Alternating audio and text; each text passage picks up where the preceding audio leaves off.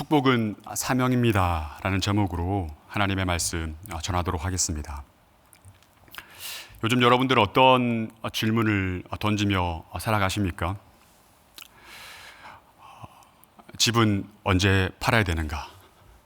어느 때 차익을 얻을 수 있을까? 그리고 또 어떤 주식을 사야 하나? 이런 손에 움켜쥐는 어떤 것에 대한 질문을 던지고 살아가는 세상적 사람들과는 다르게 나는 누구인가? 그리고 내가 살아가고 있는, 내가 보냄받은 이곳은 어디인가? 존재론적인 질문을 던지고 있는지를 한번 조심스럽게 여쭙고 싶습니다. 정신없이 바쁜 일상을 살아가는 현대인 대부분이 이런 존재론적인 질문을 던질 여력이 없이 그저 생존의 문제에만 얽매여 치열하게 살아갑니다. 20세기에 활동한 유대교 신학자이자 랍비였던 아브라함 헤셀은 존재의 의미를 이렇게 정의했습니다. 다 같이 한번 화면을 통해 읽어보겠습니다. 세계는 사물들이 아니라 사명들로 구성되어 있다. 우리 자신이 무엇인가에 요구되고 있는 상태야말로 놀라운 것이다. 아브라함 헤셀은 이렇게 존재에 대해서 정의합니다. 사물이 아니다. 사명이다. 사명들로 구성되고 존재한다. 그리고 우리 자신이 무엇인가에 요구되고 있는 상태야말로 매우 놀라운 것이다. 엄청난 축복인 것이다라고 이야기를 하고 있습니다. 창조주에 의해 피조된 이 모든 세계는 사명으로 존재합니다. 그러므로 사명을 상실한 피조물은 창조의 원리를 벗어난 삶을 살게 되는 것이죠. 창조주의 뜻과 계획에서 벗어난 삶을 살아갈 수밖에 없게 되는 겁니다. 그래서 창조주이신 우리 하나님은 그분의 뜻하신 바를 이루시기 위해 끊임없이 우리들로 하여금 무엇인가를 요구하십니다. 그분에 의해 요구되고 있는 상태에 머물러 있는 우리를 향해 성경은 복이 있다, 복된 존재라고 말씀합니다. 그런 측면에서 축복은 곧 사명이라고 이야기할 수 있습니다. 야곱은 자기 아들들을 축복하면서 후일에 그들과 그들의 후손들 앞에 일어날 어떠한 일을 예언합니다.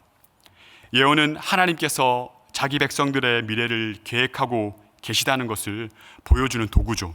그리고 예언은 하나님의 계획에 참여하는 일에 대한 참여자들에 대한 약속으로 주어진 내용입니다. 예언은 곧 하나님의 약속이며 반드시 성취되어질 내용입니다.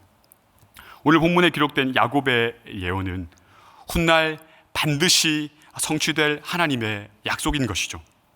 하나님 나라의 이야기, 즉 구속사가 전개되는 그 모든 과정에서 반드시 이루어질 일입니다. 이 예언이 축복으로 지금 야곱의 아들들에게 주어지고 있습니다. 그렇다면 이 축복은 하나님 나라와 반드시 관련된 일이라는 것을 우리는 기억해야 됩니다. 오늘 본문 28절을 함께 보시겠습니다. 이들은 이스라엘의 12지파라.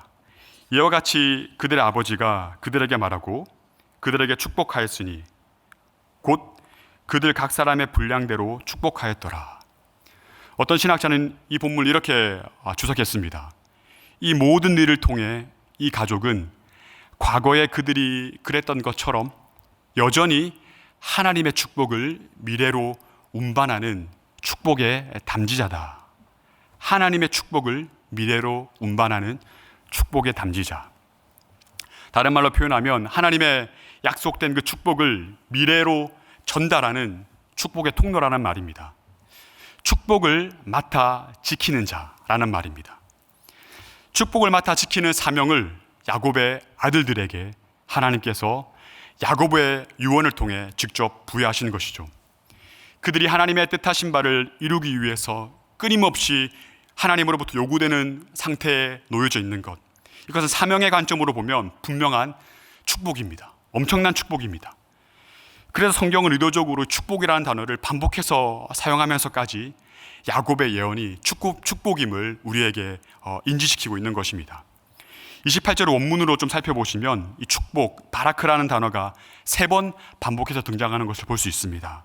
우리가 함께 읽은 개역개정에는 그들에게 축복하였으니 축복하였더라라고 두 번만 등장하지만 좀 본문을 좀 살펴보시면 원어적으로 그들 각 사람의 분량대로, 이 분량대로라는 말이 축복에 따라라고 직역될 수 있습니다. 그러면 그들에게 축복하였으니 각 사람의 축복에 따라 축복하였더라. 의도적으로 저자가 이 예언이 축복임을 강조하고 있는 것을 우리는 볼 수 있습니다.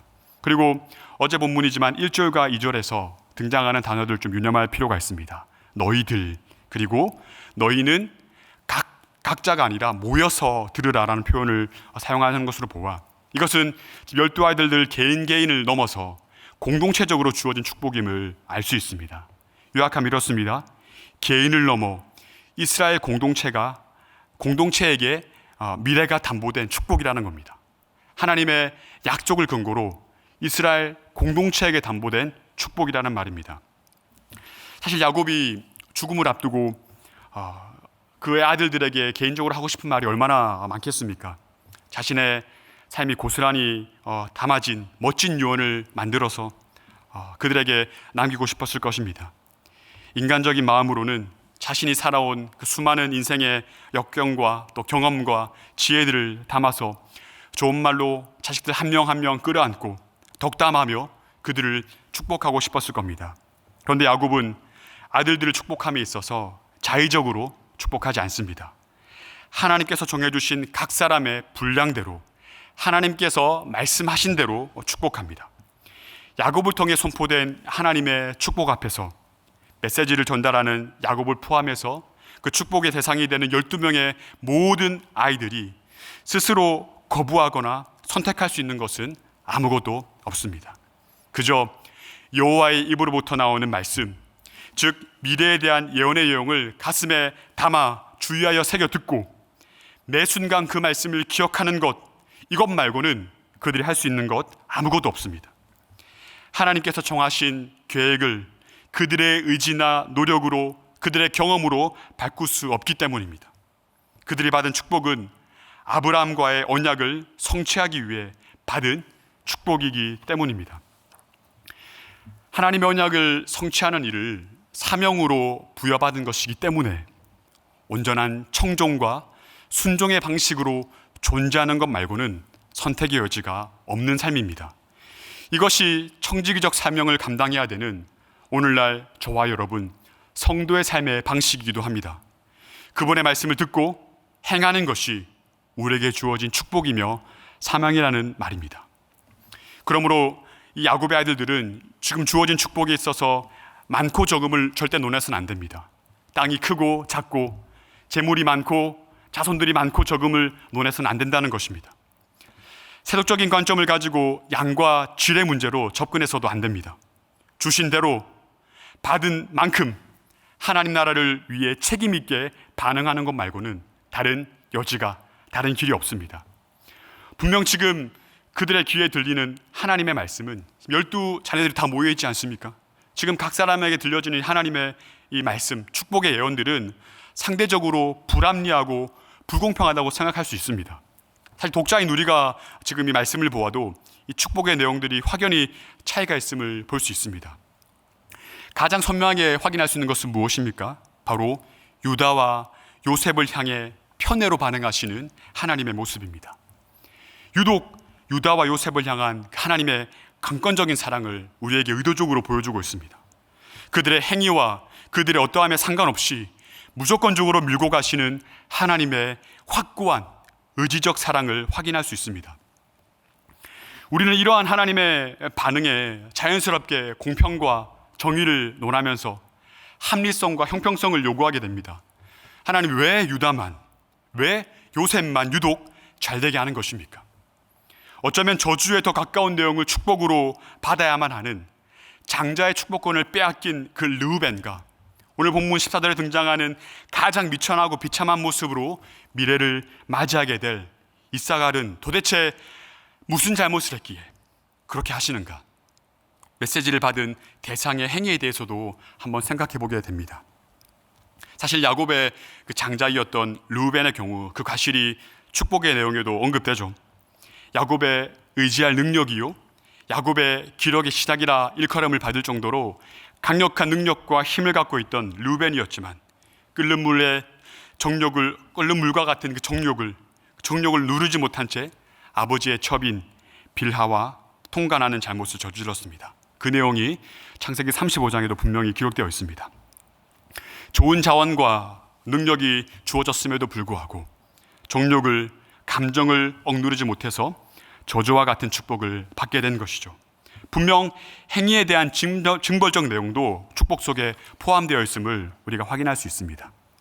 그런데 오늘 본문 14절에 등장하는 이사갈은 도대체 하나님과 그의 아버지 야곱의 앞에 무슨 잘못을 범했기에 축복의 순서에서도 동생인 스불론에게 뒤로 밀리고 또 뿐만 아니라 12지파 중에 가장 안일하고 무기력한 존재로 그와 그 지파의 미래가 선포되어지는 것일까요? 마치 야곱이 요셉의 아들인 므낫세와 에브라임을 축복할 때 축복의 대상들의 어떠함에 상관없이 하나님께서 주도적으로 장자권을 바꿔서 축복하는 모습이 스불론과 이사갈의 축복에도 재차 등장하는 것을 볼 수 있습니다. 이사갈에게 예언된 축복의 내용은 무엇이었습니까? 우리 본문 14절 말씀을 함께 읽어보겠습니다. 함께 읽겠습니다. 이사갈은 양의 우리 사이에 꿇어앉은 건장한 나귀로다. 우리가 이것을 개역개정으로 살펴보면 뭔가 긍정적인 뉘앙스로 이해될 수 있습니다. 그런데 세번역으로 좀 살펴보면 이사갈에 대한 예언이 그다지 긍정적이지 않음을 우리가 함께 확인할 수 있습니다. 우리 세번역 함께 읽어보겠습니다. 이사갈은 안장 사이에 웅크린 뼈만 남은 나귀 같을 것이다. 집 나르는 나귀의 양쪽에 있는 안장 주머니 사이에 웅크리고 주저앉아서 지금 뼈만 앙상하게 남아있는 나귀와 같을 것이다 라고 말합니다. 그리고 14절에 15절을 살펴보시면 이사갈은 누군가의 앞지 아래서 짐이나 나르면서 평생을 살아야 되는 종의 모습으로 살아야 되는 운명으로 예언하고 있는 것을 볼 수 있습니다. 훗날 사사기에서도 이스라엘 12지파 중에 이 이사갈의 지파가 가장 무기력하고 경시되는 모습을 볼 수 있습니다. 그리고 사사기 1장과 또 가나안과 미디안의 전쟁에 기록된 그 기사를 보면 이사갈 지파는 언급되지도 않습니다. 그만큼 안일하고 힘없고 무기력한 지파로 등장합니다. 그렇다면 왜? 그래서 성경에 전체적으로 왜 이사갈에게 이런 일들이 주어졌을까? 이런 예언의 축복들이 주어졌을까 궁금해서 쭉 찾아보았습니다. 구약에 40번, 신약에 1번 그의 이름이 등장하는데 특별한 언급이 없습니다. 그의 행위에 대해서 지적하고 잘못을 말하는 내용이 없습니다. 이사갈에 관련해서는 그의 어미가 레아다라는 말 말고는 별다른 기록이 없습니다. 그렇다면 우리가 생각해 볼 수 있는 사실은 무엇이겠습니까? 이 이사갈의 경우에는 그의 행위의 결과에 따라 주어진 예언이 아니라는 겁니다. 긍정의 축복이든 부정의 축복이든 이 선포된 축복에 대해서 이사갈이 주도한 것은 아무것도 없다라는 겁니다. 인간의 행위와 의지를 넘어서 하나님께서 주도하시는 축복이라는 것이죠. 그분의 언약을 근거로 한 축복이라는 겁니다. 이것은 무엇을 의미합니까? 창조주로부터 예언된 축복은 피조물의 행위나 의지를 초월하는 것이라는 겁니다. 하나님께서 야곱의 12아들들과 택한 백성인 우리를 인도하시는 그 방향은, 그 목적은 반드시 그분의 입으로부터 나오는 말씀이라는 겁니다. 그분의 언약이, 그분의 약속이, 그분의 말씀이 반드시 성취되는 것을 신뢰하는 삶의 태도와 자세를 끊임없이 우리에게 요구하시는 것이죠. 이것이 바로 야곱의 예언에 담겨진 축복의 핵심 내용입니다. 어떠한 상황에서도 하나님의 말씀에 대한 온전한 신뢰를 유지하는 것, 이것이 이스라엘 공동체에게 주어진 축복이며 사명인 것이죠. 말씀을 맺겠습니다. 야곱이 손을 바꾸어 차남인 에브라임의 머리 위에 오른손을 얹고 또 왼손으로 장남인 므낫세의 머리에 손을 얹고 축복하는 그 요셉의 축복의 장면을 야곱의 축복의 장면 요셉이 직접 보았습니다. 그때 요셉의 반응은 어떠했습니까? 창세기 48장 17절을 보면 분명히 기록되어 있습니다. 기뻐하지 않았다. 그리고 이어서 인위적으로 마음이 상하고 기뻐하지 않은 다윗은 인위적으로 자신의 의지와 행동으로 아버지 야곱의 손을 옮겨서 자신의 의지대로 장남인 므낫세의 머리로 가져갑니다. 장자의 축복이 므낫세에게로 선포되도록 애쓰고 수고하지만 야곱이 이를 허락하지 않습니다. 그리고 이어서 야곱이 요셉에게 말씀합니다. 창세기 48장 20절 말씀입니다. 함께 읽겠습니다. 그날에 그들에게 축복하여 이르되 이스라엘이 너로 말미암아 축복하기를 하나님이 내게 에브라임 같고 므낫세 같게 하시리라 하며 에브라임을 므낫세보다 앞세웠더라. 사랑하는 성도 여러분, 조금 전까지만 해도 요셉은 어떤 사람이었습니까? 어떤 은혜를 경험한 사람입니까? 우리가 다 잘 아시다시피 창세기 45장 5절에서 이렇게 고백했습니다. 하나님이 생명을 구원하시려고 나를 당신들보다 먼저 보내셨나이다.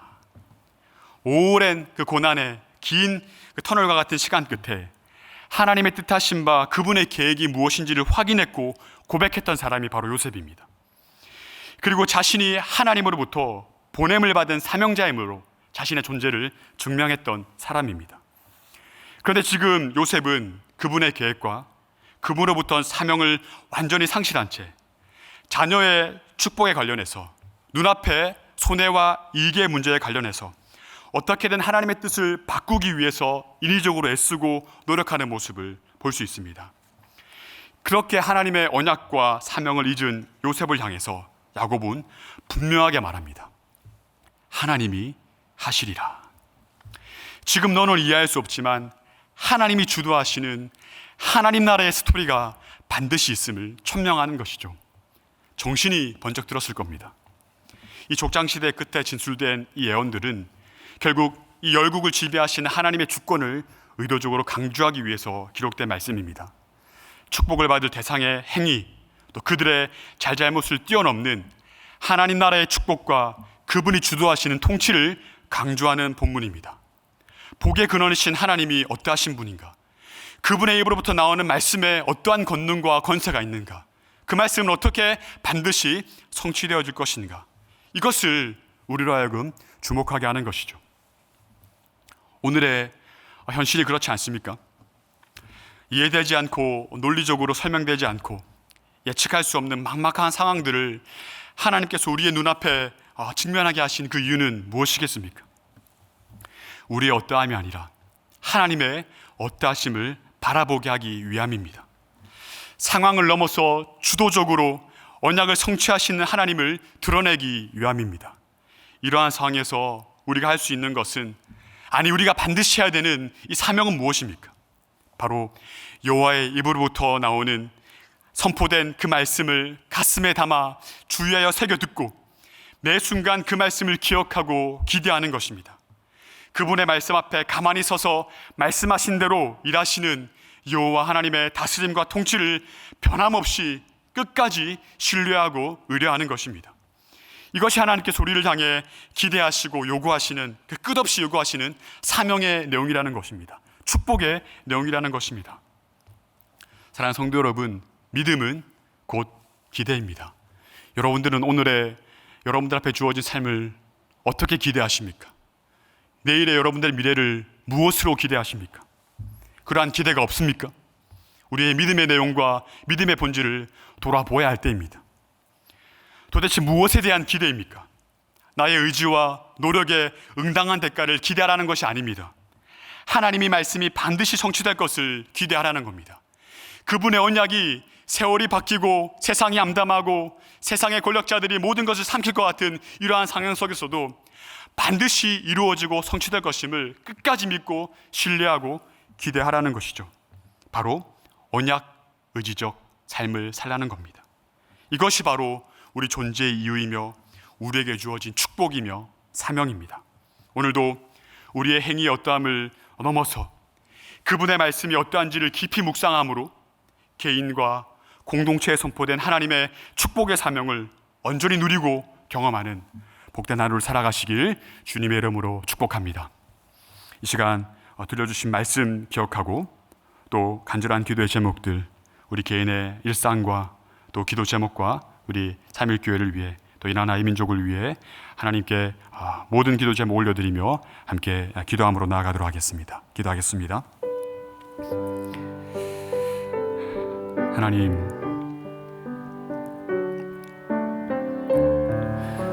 모든 것이 불안하고 불확실한 시대를 우리가 살아가고 있습니다.